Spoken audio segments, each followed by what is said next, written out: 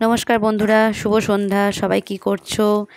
আমি এদিকে সন্ধেবেলায় একটু চিড়ে ভাজা খাবো বলে দেখো বাদাম ভেজে নিয়েছি।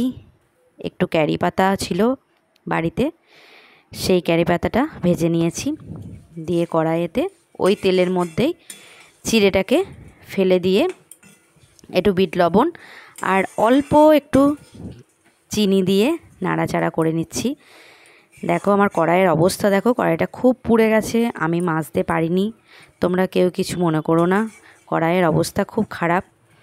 যাই হোক, আমি চিড়েটাকে ভেজে নিলাম খুব সুন্দর করে, তেল দিয়ে একটু লবণ দিয়ে একটু চিনি দিয়ে, তার ওপর ক্যারি পাতাটা আর বাদাম ভাজাটা ভেজে রেখেছিলাম সেইগুলো দিয়ে একসাথে মিক্সড করে নিয়ে দেখো আবার ভেজে নিচ্ছি। খুব সুন্দর লাগে এই চিড়ে ভাজাটা খেতে। আমি এই চিড়ে ভাজাটা করতে সত্যি জানতাম না।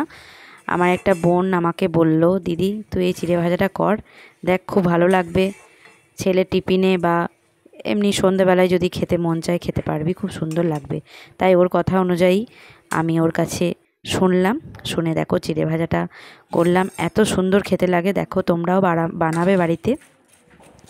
আমি আজ সন্ধেবেলায় এই চিড়ে ভাজাটা বানালাম, খুব মচমচে হয়েছে এবং খুব সুন্দর হয়েছে। দেখো ক্যারি পাতা আর বাদাম ভাজা দিয়ে চিড়ে ভাজাটাকে দেখো অন্য রকম লাগছে খেতে।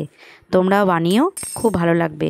আর এত এত মচমচে হয়েছে যে কি বলবো, দেখো তোমরা দেখলেই বুঝতে পারবে। একদম হাতে করে যখন আমি মানে ভাঙছি একদম পুরো গুঁড়িয়ে যাচ্ছে। তোমরা বাড়িতে যেন অবশ্যই করবে।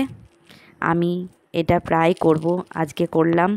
আজকে যাতে সন্ধেবেলায় একটু চা দিয়ে এই চিড়ে ভাজাটা খাবো বলে তৈরি করলাম। বাটিতে নিয়েও নিয়েছি, সবাই মিলে খাবো। তোমরাও খেয়েও আমাকে জানিও কেমন হয়েছে। ভালো থেকো, টাটা।